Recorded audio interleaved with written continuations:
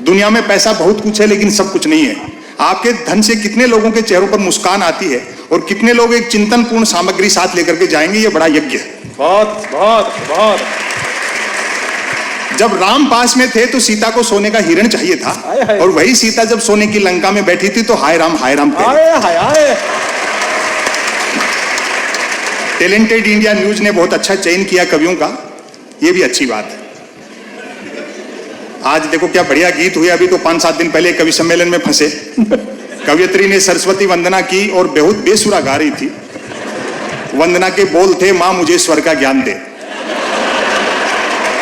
मैंने कहा भाई वंदना अपनी जगह है, मांग वाजिब है।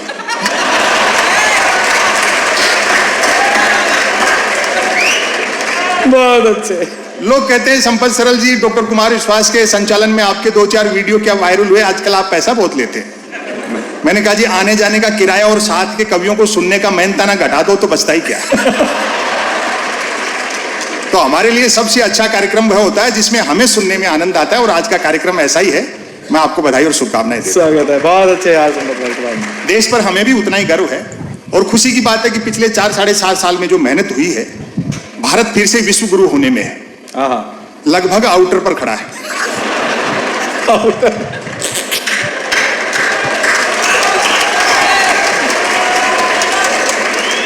और वैसे भी उस देश को विश्व गुरु होने से कौन रोक सकता है जिसकी जेलों तक में संत महात्मा रहते हो।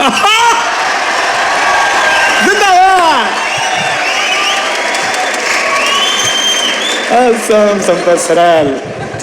जबरदस्त हास्य का माहौल है, कहीं तनाव नहीं है। हाँ, वो तो उसके गीत की वजह से मेरी आंखें गीली हो गई, क्योंकि हम भी थोड़ा करुणा को जीते हैं। वो किसी शायर का एक शेर है ना कि हंसता हूं आसपास के आंसू समेट कर, वो क्या खाक हंसेंगे जिन्हें रोना नहीं आता। आए। वरना देश में बहुत जबरदस्त हास्य का माहौल है। एक तरह से हास्य का स्वर्णकाल चल रहा है। जिन्होंने अच्छे दिन का वादा किया था उनको उनका वादा याद दिलाओ तो खुद ही हंसने लगते हैं। विकास का एजेंडा कहकर के आए थे, कुर्सी मिलते एजेंडे के विकास में लग गए, और सवाल खड़े करो तो जूता निकालते। प्रधानमंत्री खुद इतने गुस्से में रहते हैं कि जिसको पीटने दौड़ते हैं उससे आगे निकल जाते हैं। बहुत अच्छा आप सब लोग सुन रहे हो। लोकतंत्र रसातल में जा रहा है और मूर्तियां आकाश छू रही है। आए सूखती है। अभी तो कई लोगों ने मुझसे भी कहा कि साहब कुछ आप भी पॉपुलर हो गए इन दिनों, मूर्तियों का चलन का इस समय धूमधड़ाका चल रहा है, किसी चौराहे पे आपकी भी एक खड़ी कर देते हैं, लाख रुपए खर्च कर दो। मैंने कहा तू 50,000 दे, मैं खुद ही खड़ा हो जाऊं।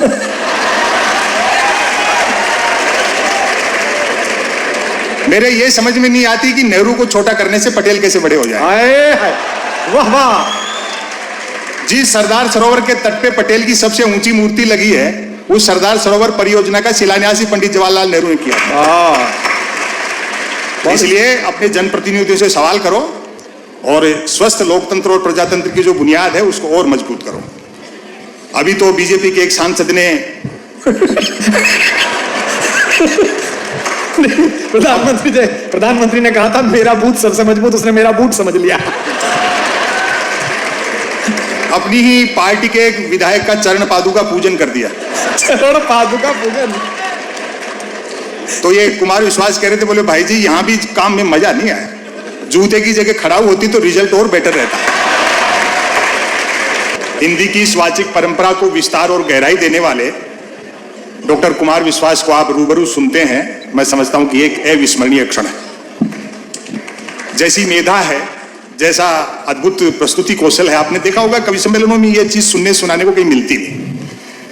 नीरज जी एक बात कहा करते थे कि कवियों की जिम्मेदारी है कि जो सामने सुनने बैठता है जब घर लौटे तो उसकी भाषा का स्तर पहले से ऊंचा होना चाहिए।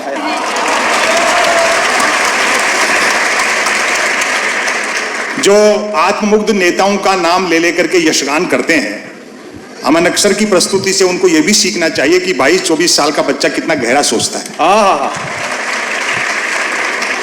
वो लोग इस्तेमाल कर रहे हैं आपका या किसी का भी।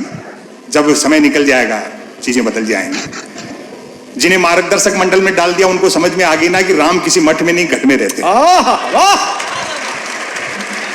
इसलिए इस जय जयकार और मिथ्या नारेबाजी में मत पड़ो। समय आपका बीत जाएगा और एक दिन झूठी जय जयकार करने वालों के भी समझ में आ जाएगी कि मोदी जी इंडिया को कितना भी डिजिटल कर दो, रोटी गूगल से डाउनलोड नहीं हो सकती। क्या बात है, वाह। बहुत अच्छा सब लोगों ने सुनाया। ये पाकिस्तान चाइना ये कोई सब्जेक्ट नहीं है मेरे लिए। भाई उस पाकिस्तान के लिए क्या लिखना?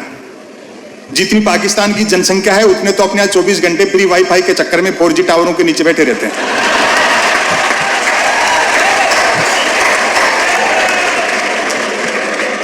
और चाइना से युद्ध हुआ तो इस बार आर पार की होगी, 62 वाला हिंदुस्तान नहीं है।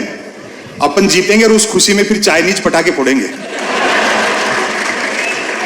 हरिशंकर परसाई जी ने लिखा कि देशभक्ति देवी देवताओं से सीखो। अच्छा, 33 करोड़ हैं। 1947 में देश का विभाजन हुआ, एक भी उस तरफ नहीं गया।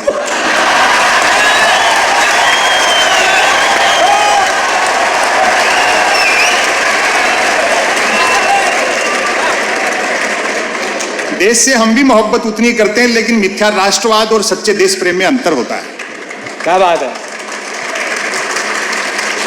समस्या यह है कि सीमाओं पर भूना कोई जाता है और राजनीति में भुनाता कोई और। हाय हाय वाह। राम को लेकर के क्या बढ़िया गीत सुनाया। जितने प्रायोजक यहां बैठे हैं, जिन्होंने अपना समय, श्रम और गाड़ी कमाई का, पसीने का धन इस कार्यक्रम के लिए दिया है, हम कवि लोग उनका आभार प्रकट करते हैं।